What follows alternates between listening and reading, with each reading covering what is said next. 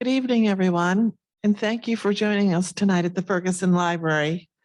My name is Susan LaPerla. I'm the Director of Public Services here, and I'd like to welcome you to tonight's program, our first Friends Author Series program held in person since sometime in mid-2019. Yay! So long ago, I forgot how to say it.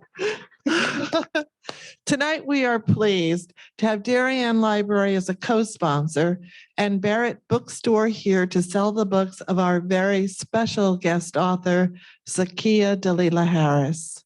I want to take just a minute to thank the Friends for both tonight's program and their overall support of the Ferguson Library. Our CEO, Alice Knapp, likes to say that the Friends are the library's secret sauce. The bookshop here at the main library and the Harry Bennett branch, the Books for Babies program, the literary competition for school-age children, and the Friends Author Series are just a few of the activities that they conduct for us, and we can't thank them enough for their contribution to both the library and the community.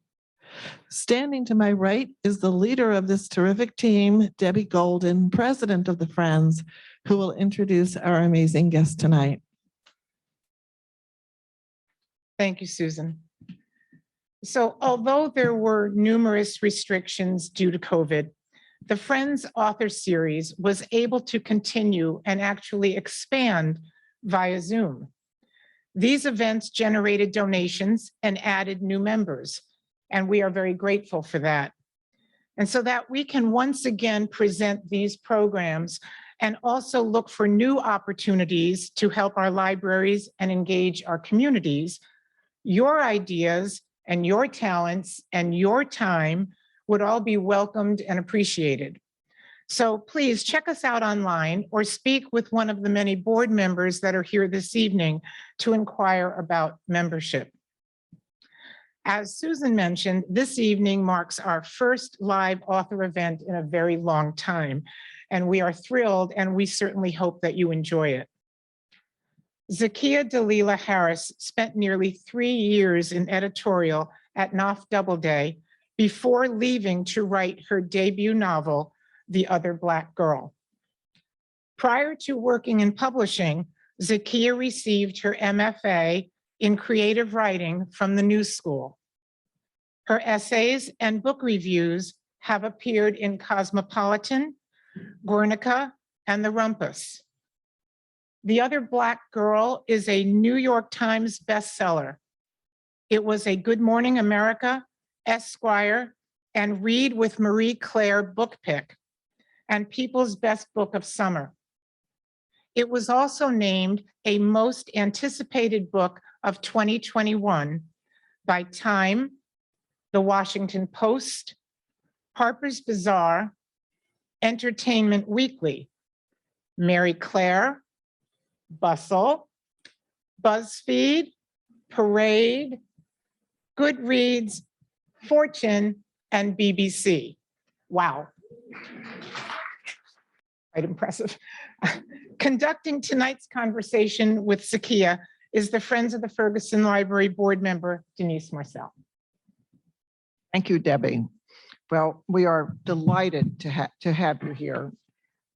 And I'm recently retired as a longtime literary agent, so this is fun to interview both of us being former colleagues in the publishing business.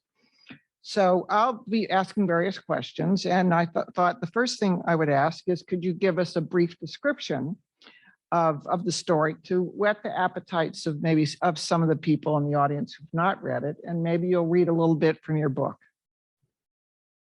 Sounds great to me. Hi, everyone. First, I just want to say thank you so much for coming out in a really weird time. It really means a lot to me as someone who debuted in the middle of the pandemic in June. I haven't done many in-person events, so this is really special for me.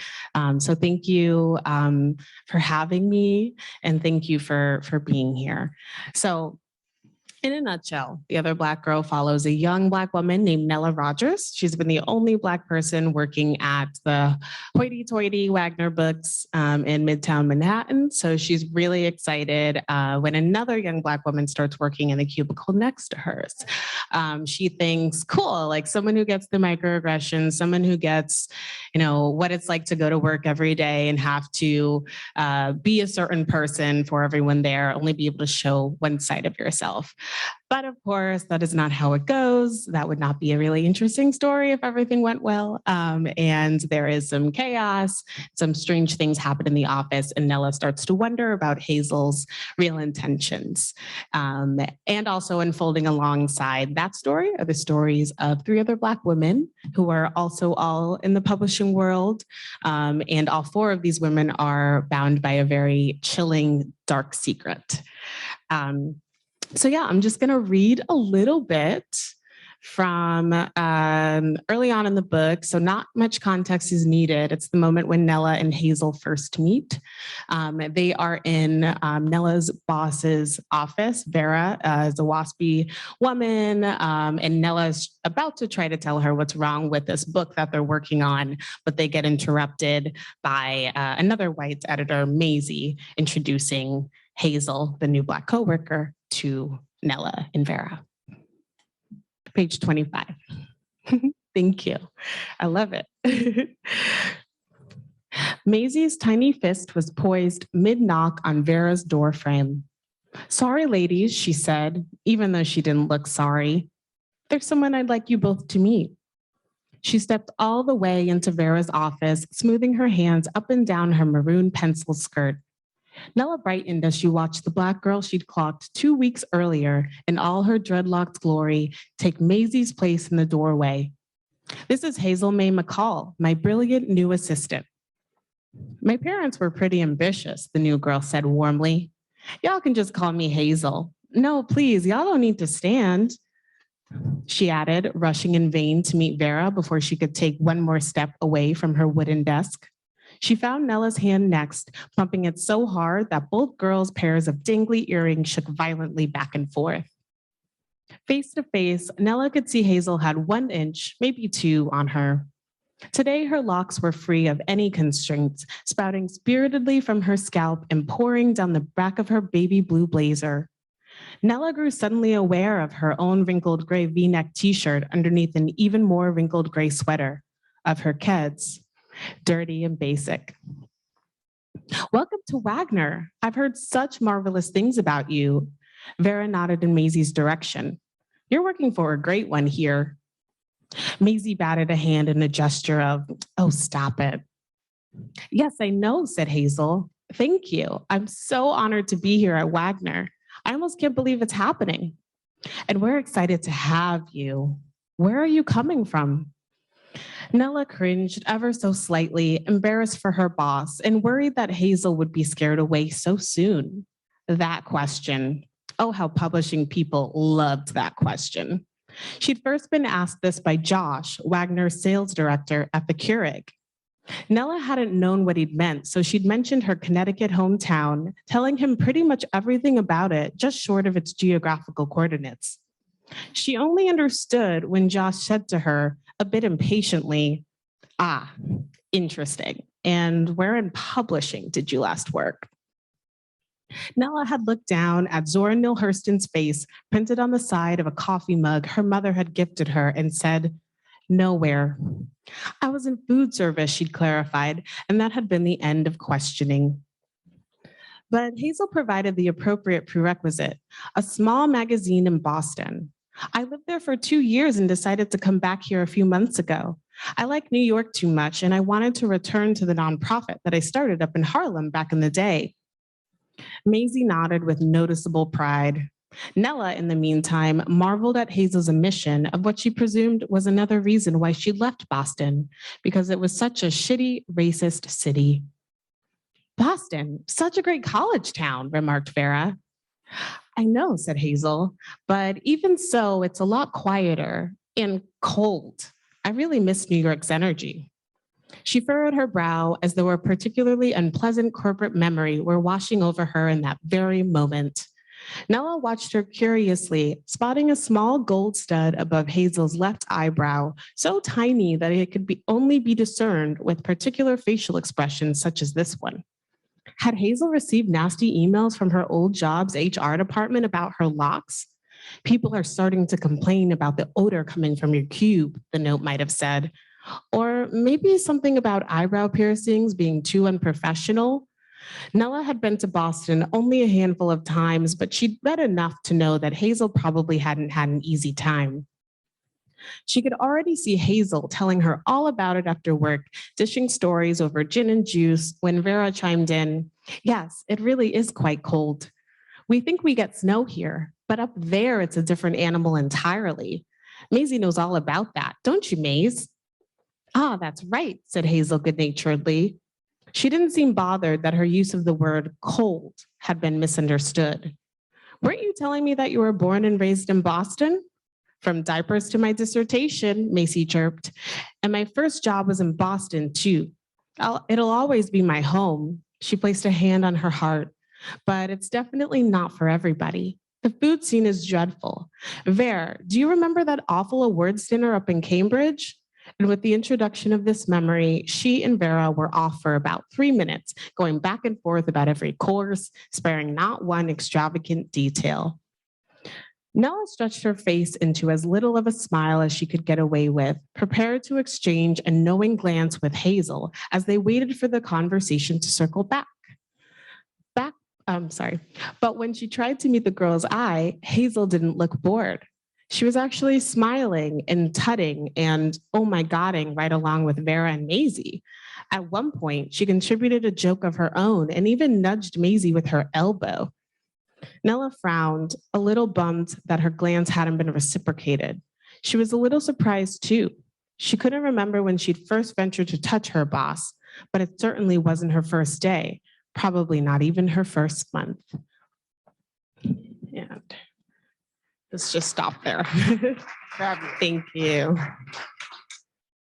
That should whet appetites. So our audiences often are interested in the writing process, and the storyline in the book is pretty complex.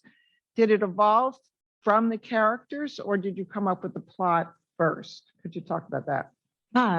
Definitely. So when I first got the idea for this book, I was working at Knopf Doubleday. Still, I knew I was done though. Like I was trying to figure out how to get out.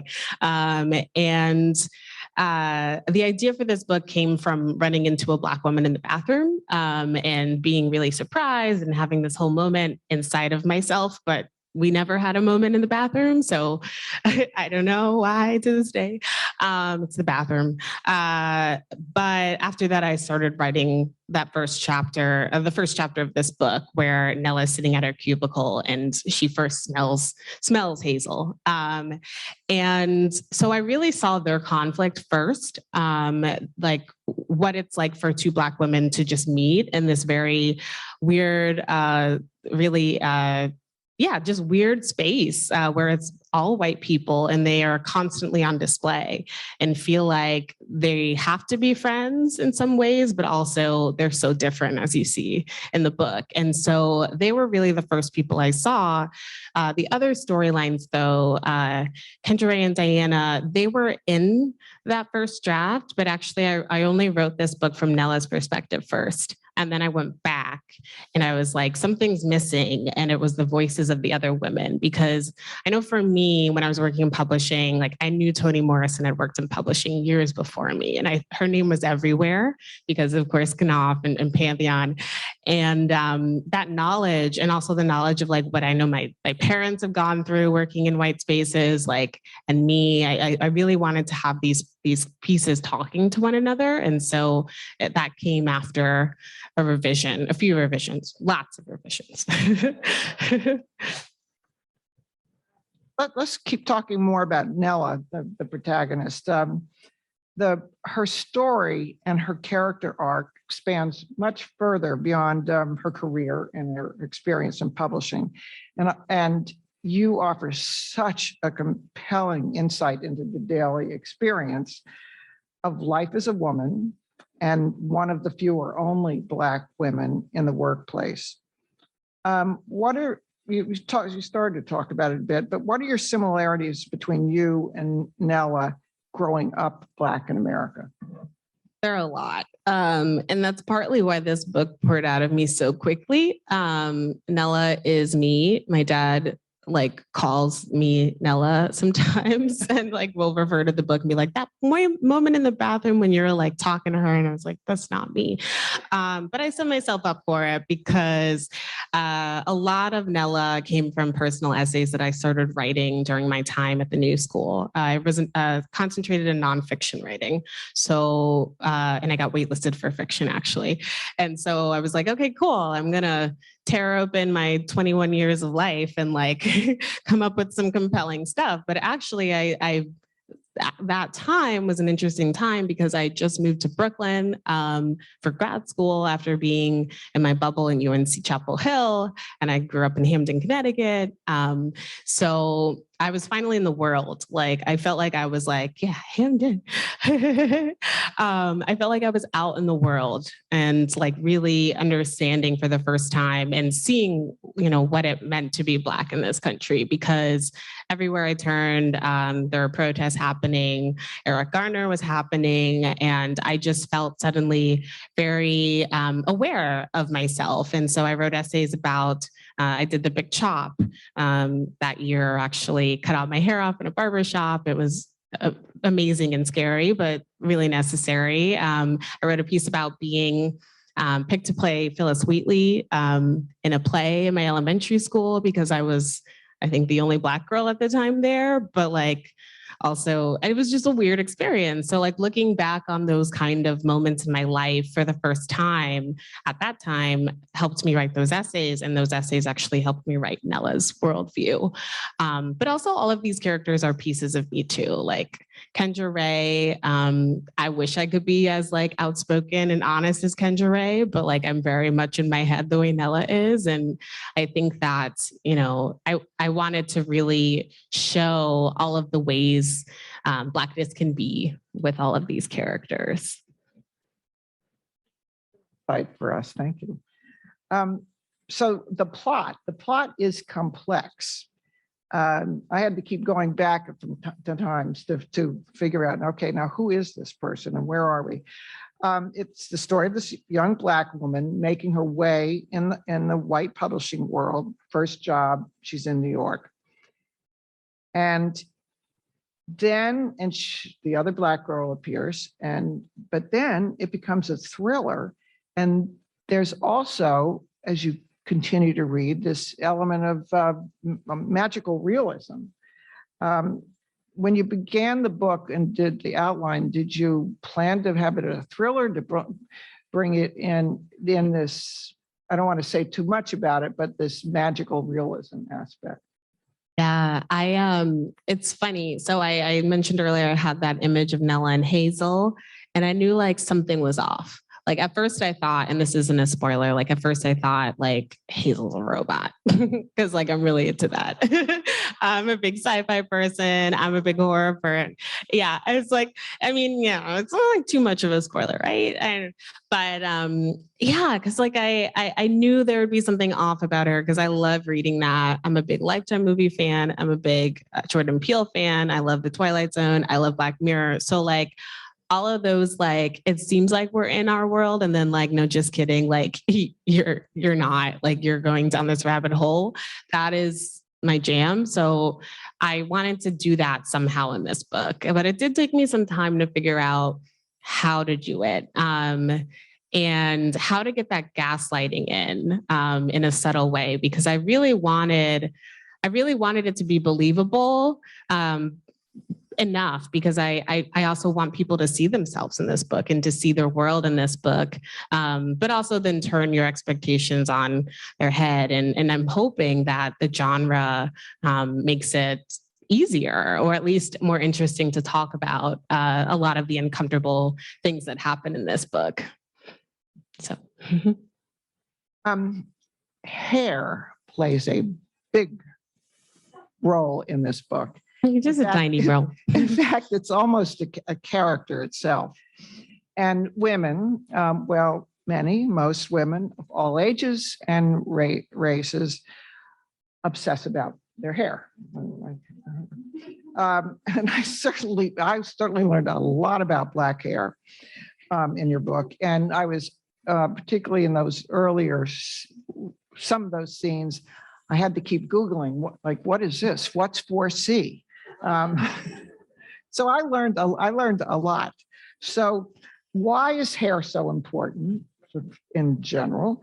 And then tell us, let's talk about the role that it plays in the book, but still keep us in suspense. And just note that, and I read too about the cover. The cover is all this spectacular hair. Yeah. Can I take this off? Sorry. Okay, I'll just do this. Yeah, hair definitely. So again, this is me in book form. This book. For me, I've always had a very complicated relationship with my hair. Having grown up mostly around white people who had straight hair and ponytails and like going to sleepovers and like knowing my parents were like, don't let anybody touch her hair because like they're not going to know what to do with it. And I'd just be like the girl sitting in the corner, like watching them all do makeovers. And like those were the moments where I remembered I was an other. And so having those moments, like I wanted to relax my hair at 10. That was the age my mom told me I could do it. And so I did it for a while, and I found out how painful and annoying relaxing your hair can be. And I did it for like 12 or 13 years until I did the big chop. And when I did it, I mentioned all the things happening that I was seeing around me in Brooklyn, but also I'd seen this amazing documentary called Black Panthers, Vanguard of the Revolution by Stanley Nelson. And there's this moment where Kathleen Cleaver is talking about why they wear their hair natural. And she's like, we wear it this way because it's pleasing to us, or something like that. And in this moment, while I was watching this documentary, I was like, thinking about my own hair. At that point, I was like doing take-home relaxer kits because I couldn't afford to do hair salon visits. And finally, I was like, why am I doing this? Like, I'm straightening my hair for the wrong reasons. And so the reason I say all of this is because Nella had a similar hair journey, and she's finally coming into her own in a lot of ways. Like she has her first Black best friend in her early 20s. Like she sees Hazel, and I wanted that moment for her to see Hazel to be special in multiple ways, because one of the biggest ways is that Hazel has dreadlocks. She comes into this workplace that, years before that, people would have been looking at her like, what are you doing? Like, this is not allowed. And that's actually, those are stories I heard from Black employees in publishing when I first started about horror stories of the letters. And that's the scene I just read. Someone I knew got a letter in her mailbox about her hair being inappropriate for work. And so having Hazel come into the workplace wearing her hair natural is a signal to Nella, because oftentimes our hair is a signal to ourselves in the Black community, or at least I know for me. And so I wanted that to be the moment where Nella's like, cool, Hazel is a kind of Black person who does not care. She's bold, she's confident, and also wants to be natural. And so I knew that would be the thing that brought them together, but also would tear them apart. I won't say anything else, I guess. But yeah, I think that's something that's one of the things, I love that you said that you Googled it, because I've been getting that a lot from readers. I've had a lot of interviews in the UK, and especially like a very interesting relationship with hair there as well. And like a lot of white readers had no idea that hair was so political for us. And it's like, of course it is. Like hair is such a big part of the Black community. How much time I spend in my hair, all of those things are huge. So really having those moments in the book that inspire readers to look it up, that I love that, because that's what I want. And that's what we've been doing for lots and lots of years with other books. You mentioned about girlfriends, and I have a comment actually from one of my girlfriends who's here tonight that I wanted to include. She had written to me and she said, many of your readers may not have grown up with or had Black girlfriends. And yet reading the book, you make us feel like we're friends with Nella. And because we share this or same kind of anxieties about boyfriends, competition on the job, how to act on, what do you do with your bosses, making the right impression in general. So thank you. In the book, Nella's friendship with Malika is the camaraderie is a thread through the book. So I'd like to hear about how if you develop that relationship of these two friends, and what do you hope readers will take away from it? And I thought that's interesting what you just said, that this was Malika is her first Black friend, close friend. Yeah, and that's another thing. Gosh, so many things in my brain right now. But I didn't find my group of Black girlfriends until I was in college, and we're like this quirky, weird group. Like I learned about Awkward Black Girl from them. Like it was just like I was home, and that feeling was so huge for me and so necessary. And so it was really important for me to show what that's like for Nella, someone who has not had that. And so Malika was really, in a lot of ways, representing that part of her that was missing.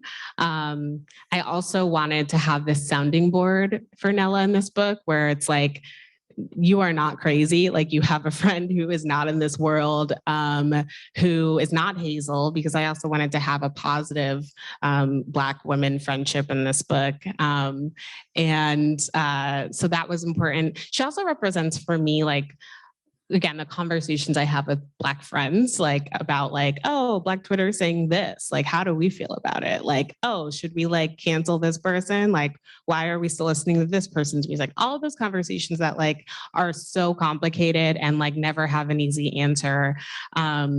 Those are important for me to show, because that's real life. Like that's how we talk, that's how we process things, and that's how we can like manage doing day-to-day work in places like Wagner Books, or not manage. Yeah, and having, again, just a safe place for Nella outside of the stuffiness of Manhattan, having her in Brooklyn, having them have drinks at the hair party, like that for me was such a really therapeutic thing to write, especially because, again, like I worked at a place that was not exactly like Wagner Books at all. There are a lot of differences, but also I remember what it was like to be the only one, and having those escapes was really important. And having those escapes be someone who is bold and confident, but is not Hazel, and has Nella's best interests at heart. That was really, that was key for me. Okay, so then there's Hazel May, the other Black girl who comes to work, and she is some foil for Nella. So who does Hazel represent? And without revealing too much, can you explain the Hazel archetype? Yeah, so Hazel represents the push and the pull for Nella, and also again for me. I mean, I know I was called an Oreo a lot as a young person. I talked like a white girl, all those things. And so when the relationship with Hazel is not sound for Nella, and when things do go under, Nella starts to worry, like, oh, Hazel and CJ, the mailman, the Black mailman, are close now, like, and he's opening up to her, like, why isn't, like, am I not Black enough? Like, all of those are anxieties that I've had. But Hazel is also this other version of Nella, I think. Like, Hazel has found this way, I won't say how, but Hazel has found a way to survive at Wagner and still feel sane and still have a life. Is it the right way? Like, that's for people to decide themselves, but like, she has has this ambition and she has found a way to achieve that goal that she's had. And Nella also has an ambition. It's just a quieter, kind of slow and steady ambition. So she's kind of both the yin and the yang. I don't know if that makes sense, but and yeah, I mean, she represents to me also, I want to add like this thing that I've been really interested in and something that we all talk about, I think, but like within the Black community, the conversations about like, what's the best way to work your way toward progress, right? Like, do you just like hold on and just go by the rules and like hope that you can one day get to the top and bring other people in with you? Because that's something that I thought I would do when I was there, and I felt that responsibility. And when I decided to leave, it was hard because I knew there were no other Black assistants when I left. Although there was one who got hired actually right when I was leaving. There can only be one at a time, right? This was a few years ago, so I don't know now. But yeah, do you work your way up slowly, or do you just like dismantle it? And that also speaks to Kendra and Diana's relationship too. So I really wanted to have, again, all of those characters talking to one another. And again, there's no right answer to that question. I think you need both. I think you need people who are working within, but also people who are thinking more radically. So some reviewers have called your book a satire, and you certainly take aim, and with good reason, at the publishing industry. The satirical aspect, for me, raises the book beyond the level of commercial fiction or upmarket commercial fiction. Would you talk about satire and in the book, and again, your intent? Yeah, I mean, I remember, so publishing is like a cult. And it's one that I still feel like I'm a part of. Like I'm still in touch with many of my old coworkers. Most of them have read the book as far as I know. And like, I remember being there and like things would happen and be like, this is so weird. But like nobody else thought it was weird. And after a while, I just kind of got used to it. But then also I didn't, right? Like there were those times where like in the bathroom, I said, like I had a moment where I was like, whoa, I am the only Black person here, or what? Like, that's why I'm so excited to see this other Black person. Like it would burst my bubble for a moment. But when you're in that kind of work environment, you definitely drink the Kool-Aid, especially back then before COVID, when you were always in the office. So yeah, it was really easy to make fun of because, I mean, I just saw like the behavior and sometimes the conversations that I'd hear were just baffling. And a lot of it, like I did not thankfully experience the Colin Franklin incident in this book. So I mentioned earlier, Nella's talking to Nella has a white author who writes this really problematic Black character named Chartricia. She's every stereotype you can imagine. And I didn't experience that, but the thing about it is like, I could see that happening, and we have seen it happen in the publishing world too many times.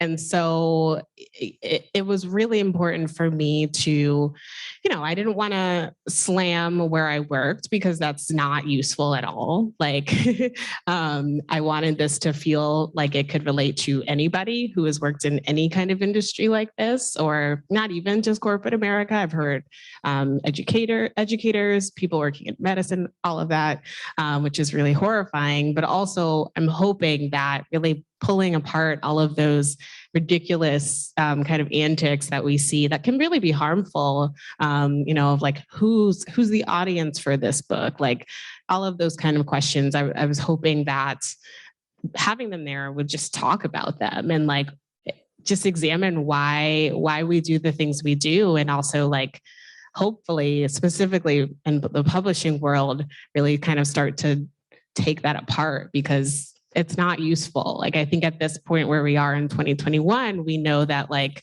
it's just not sustainable. Like we have to make publishing more meaningfully diverse, and actually look at who's being hired, what books are being published, and just, put more work into every employee. I kind of went off on a tangent. Would you mind if I refer to one of the scenes? Of course not. That's pretty satirical. So Nella is, she's thinking back to one of the first, early in her career, first interview after being hired by the boss, the guy who actually owns his company. And she's telling him he's asking about her background. And so one of the things she says is just telling him that, oh, she and her family would go to art galleries. Well, his eyes I just think she describes him as he boggled, his eyes almost come out like, oh, we'll go to art galleries. He doesn't say it, but that was one of the satirical. Thank you. Yes. I mean, honestly, I don't know. That part was kind of satirical, but like I have had those moments happen where it's like I say something, but the thing about it that is interesting is like there's always that question of like, did you mean what I think you mean? Or like, or am I just like completely reading the situation wrong? And like most times I think it's the former. And I think that's what's like, yeah, pretty scary too about Wagner books is like a lot of those conversations are pretty real. Yeah. So the book, The Other Black Girl, has generated a heated auction for film and TV. And Hulu was the winner. And it's being developed into. Thank you. Thanks. It's being developed into a TV series, and you are co-writing the script. Now, thank you guys. Now, I read that you were co-writing the pilot. Are you co-writing all the scripts for each episode?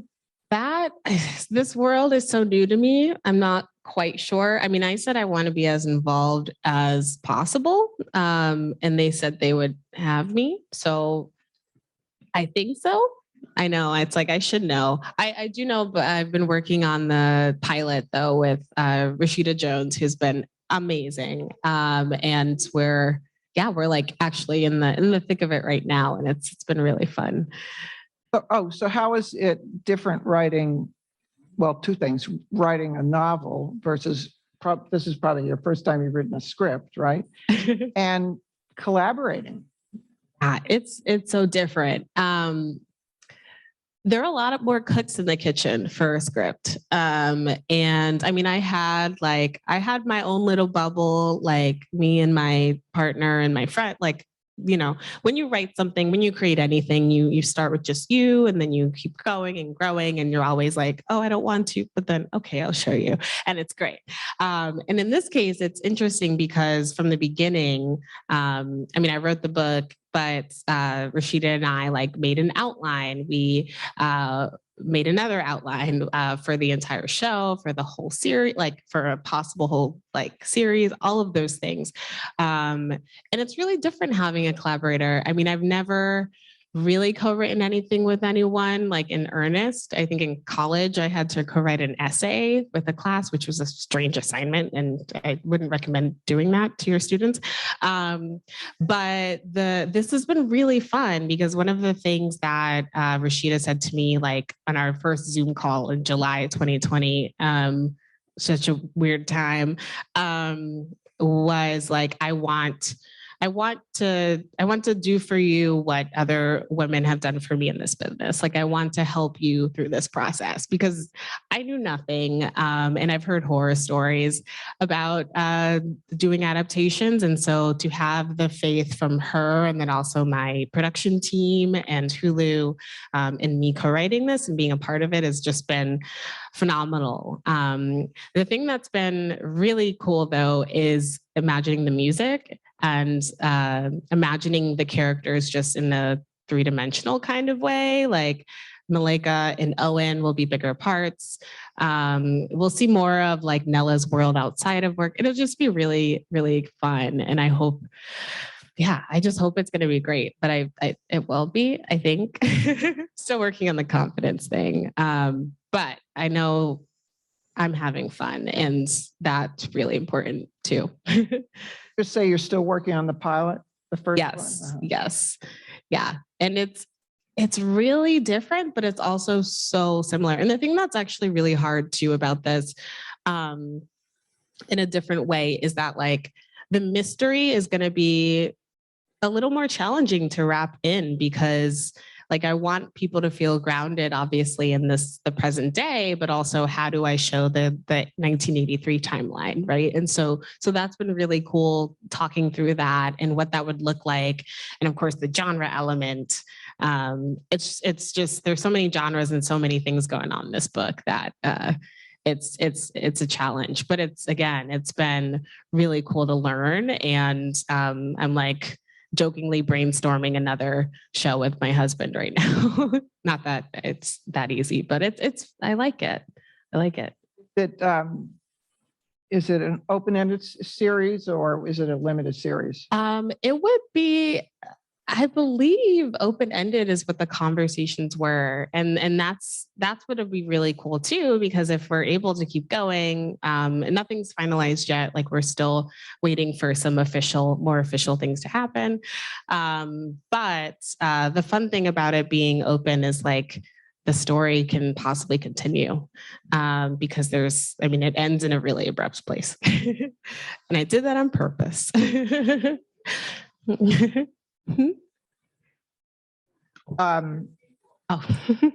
We'll see. We'll see about a sequel. It lives in my head every day. You know, did they buy X number, a certain number of episodes? And is it going to be 10? That's the part we're still waiting on. Yeah. Okay. So, and that's the thing, is like, it's such a different process from books. Like you just know everything, I feel like, right? I mean, you don't know everything, but like contract, boom, dates, and that's it. But this is a little different. Pretty much you have a pub date or a season. Exactly. Yeah. So you also in your contract, you're executive producer for the series. Now I know from my experience that could be a gazillion roles. I mean, it could be the showrunner, it could be someone who's came up with the idea and developers, but so I'd like to know, like, what is your role as an EP? I mean, co-writing, being involved in like casting and all of those decisions. I mean, not the final say, obviously, because I'm so new to this world, but yeah, I think writing, definitely not show writing, because like that takes someone who's actually done that before. I would love to leave that to somebody else. But yeah, writing and really the creative side of things. So we'll take some different sort of questions. Now, who are some of your favorite authors, and have any particular authors inspire you, and did any of them inspire you for the book when you were writing? Octavia Butler, her book Kindred was a really big one for me, kind of in an indirect way, an inspiration, because I read her for my first time in high school. I had my first Black teacher ever at Hamden High. It was amazing. Miss Henderson. Yes. She's amazing. She's amazing. And I had her for Black Lit class, African American Lit class, and it was phenomenal. And I never read Kindred. I didn't know who Octavia Butler was, even though I was a reader. But it was so cool to read a book that grappled with slavery in a way that was not this like clinical, history book. It wasn't, AP as history. It was in this accessible way of a Black woman. I believe it was set in the 70s, because that's when it was written. She gets pulled back in time to slavery times and has to figure out why that's happening. And it's terrifying, and it's sci-fi. And I didn't know you could do that. And so to read that at a young age was really, really big for me because I was like really getting into sci-fi around that time. And then also Passing, I'd be remiss not to say Passing by Nella Larson, which I had just started reading a few months before I started writing this book. And a lot of the tension between the two Black women who can pass in that story definitely inspired Nella and Hazel's tense relationship, because I also see a lot of similarities between passing and code switching. Even though both Nella and Hazel are presenting as Black women, I still think they have like found this way to like go undetected, right, in this white world. So Passing was a big one. And also Stephen King. I love Stephen King so much. I took a horror storytelling class in college. And I read so much good horror, but like, I loved Night Shift story collection. Again, just stories that have like a character who seems like normal, whatever that means, but seems like they're living in our world. And then something just really strange happens. Just that kind of storytelling really grips me. And I think also he's able to get at, you know, the weirdness of society and social norms in a really fun way. So those are just a few. And Ira Levine, Rosemary's Baby, and Stepford Wives. And I'll end there. So we, the friends like to ask our authors to recommend a few books. Then what we do is we follow up with an email and send those out. So Passing would be one. Definitely. And there's a Netflix movie coming out, which I just heard about, with Tessa Thompson and Ruth Negga, I think her name is. Yes, thank you.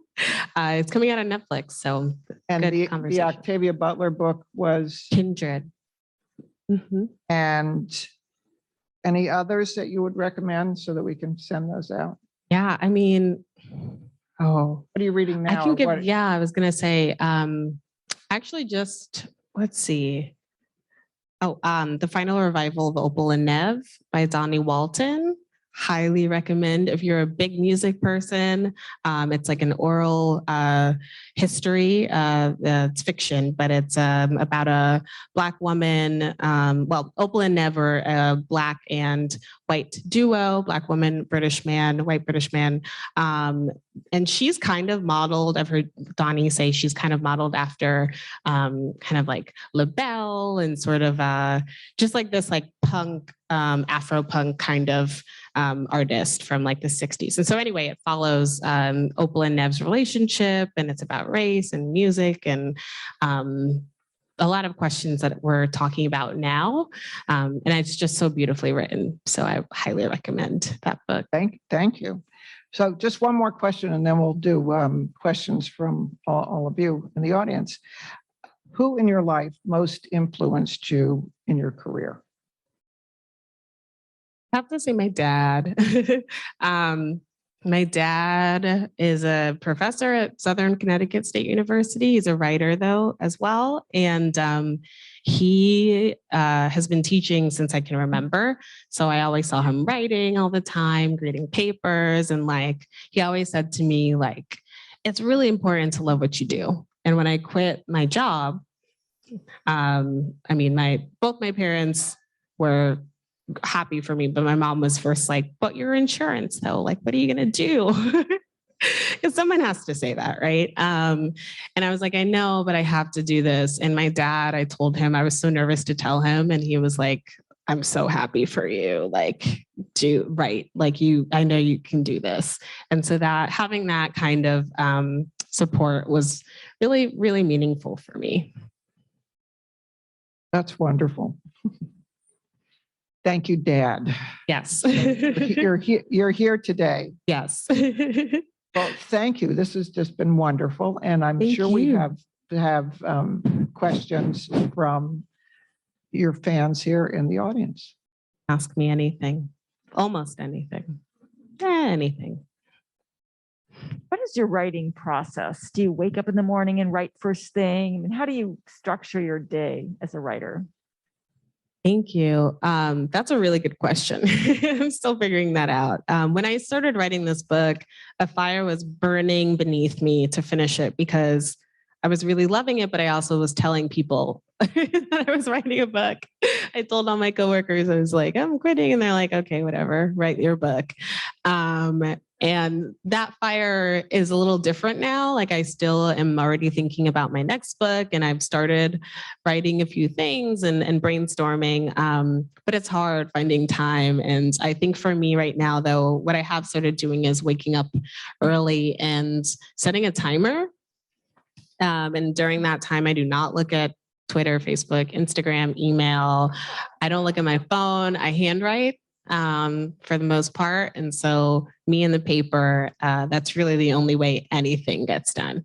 So it's hard. It's really hard. And like being home all the time now is even harder in a lot more ways because I have to really force myself to like change my state of mind, even if I can't go anywhere. So thank you for that question though. And is that writing I'll just ask you, is that writing your next book or the pilot or both? It's both. I mean, the pilot, yeah, that's been an interesting kind of thing because I do know what I'm writing there in a way that like I don't with my next book. And so it's a little easier in some ways. And so, yeah, that'll like, I would wake up really early or stay up pretty late and get into it and just write for a few hours. Hi. So what do you do when you get stuck? I mean, everybody, and no matter what job you have, somehow something you just get stuck. Totally. Yeah, no, that's a great question. I mean, for me, I like to read, which like some people don't like to read when they're trying to write because I think like worrying about getting wires crossed or accidentally like taking from it or whatever. And I think for me, reading sometimes like articles or like pieces, interviews with other writers can be inspiring for me. Hearing other people talk about craft can be really inspiring. And also though reminding myself that like this is normal because I think for me, I look back on this book and this happened so fast. Like I wrote this in 9 months. Like the draft that I queried my agent, there was a lot of editing that went in after that, but like a full draft came out of me that fast. And that's never happened to me before. And so now I'm kind of like, I need to remind myself that like, that's not normal for me. And it's okay to take time and it's okay to be stuck and spend time doing other things. So yeah, reading and also working out too. I try to like, if I'm stuck, I'll like go for a run or something like that. More so just reading though. Thank you for that question. Yeah, you know, I haven't used it. I've been thinking about writing in such a different way now because again, like I feel like I'm doing it from the ground up in a way that I didn't do for this book because so much of me is in Ella and her and already in me already. But I have thought about kind of really distilling it down to the basic questions of like, what is a novel and like what pieces make a novel in a way that I've never thought about before. So I actually might look into the Save the Cat method. Thank you. Also, I love your blazer. I keep looking at it. It's so striking.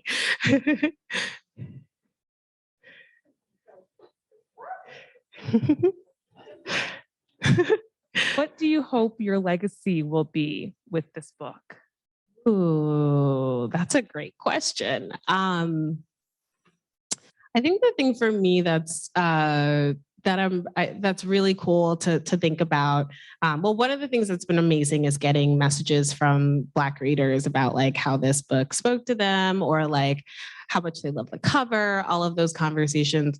But also just like young people going into a bookstore and seeing this book and knowing that like this book is like a blackety black book, I always say, but it like the cover, the title, the blurbs for the most part, like are all from Black authors almost. And so like that to me was really important. I think that it's possible to have a book that is like this, that sells and that people want to read, not just Black people want to read, that all of us want to read, but also especially speaks to Black readers. Like that's something that I hope will inspire more writers of color.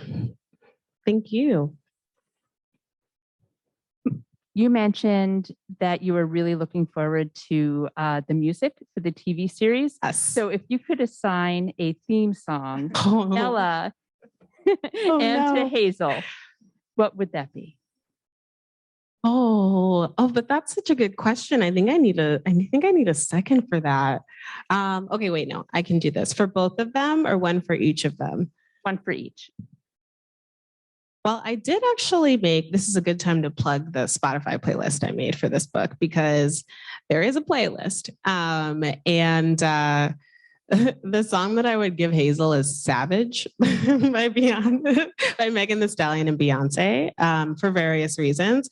But also of course, she's listing all the things she is. And I feel very much like that would speak to Hazel. I'm getting up in the morning and listening to that every day. And then also, yeah. And then for Nella, I mean, Nella's hard. I want to say something older just because I'm also an old soul in a lot of ways, music wise. But like, I'm Every Woman is also on the playlist. And that's something that, I felt in a similar way to Savage, like I can be everything. And there's it's a positive song, but also it comes with kind of a burden that you have to be everything. And so I would say that one, but I know as soon as the mic is taken away from you, I'll have like 5 other songs. So Well, thank you. I can't wait to listen to the playlist. Thank you.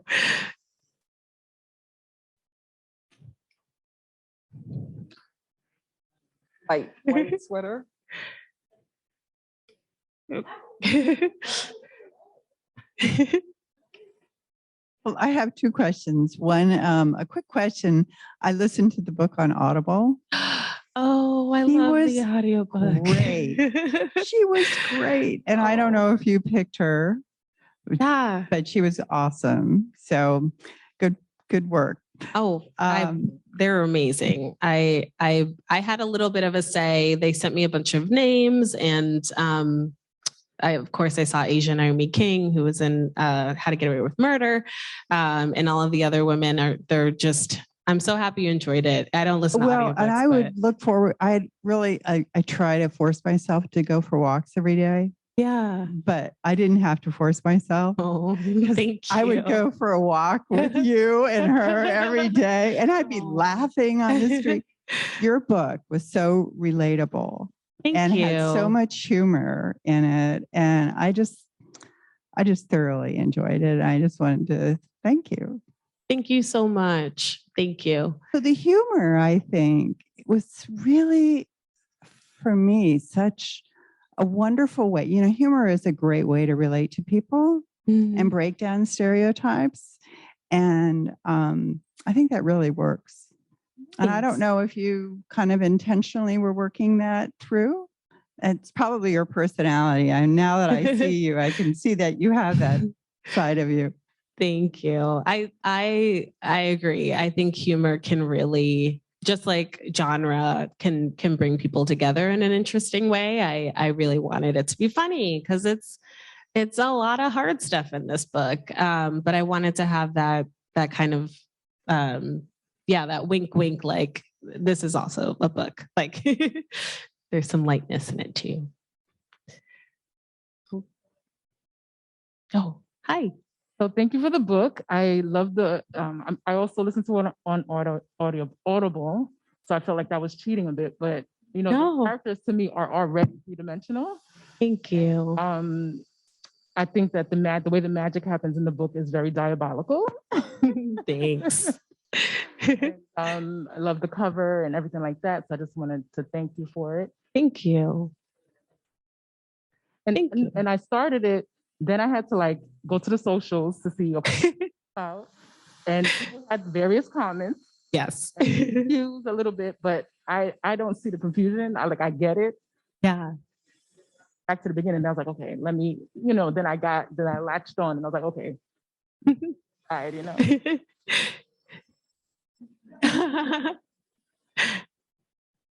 Oh, it's okay. I think he wanted to know. No, I didn't. Well, he wanted me to ask why you became an author.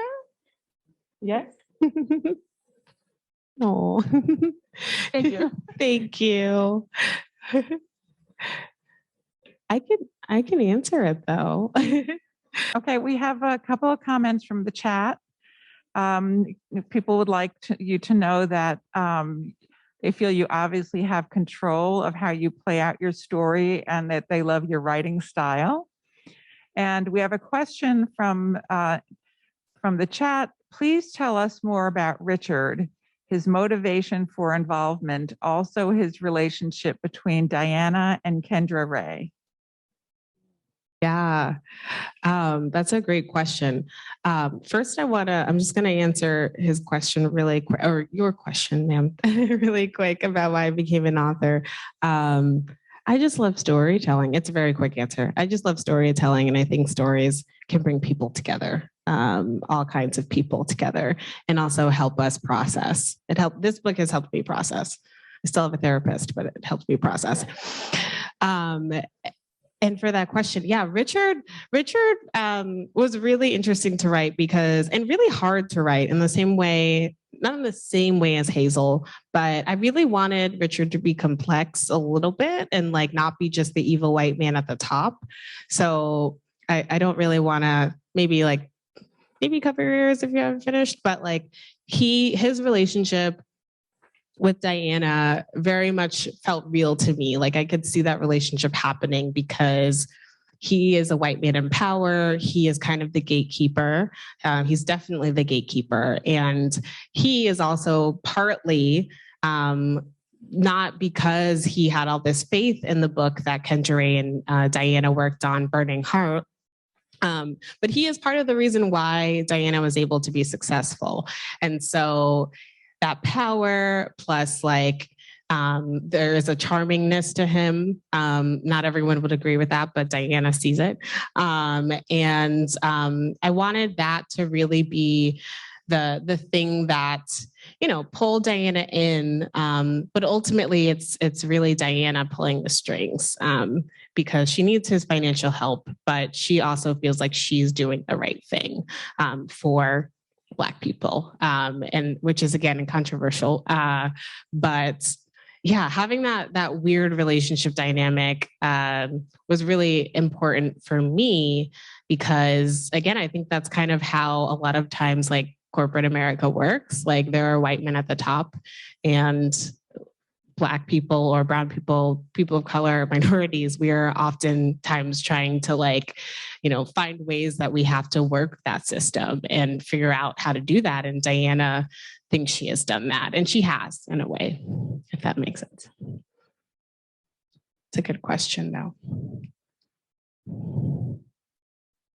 Well, thank you so much. This has been just delightful. What a great way to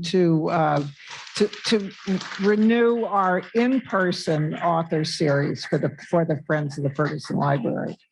So we have books available for sale. Zakiya has already signed them. They're at the back, and our representative from Barrett Books is happy to sell you one. Thank you for coming tonight. This is just a great event. And thank you, Zakiya. Thank you. Thank you everyone again for coming out and for your great questions. I really appreciate it. Have a good night.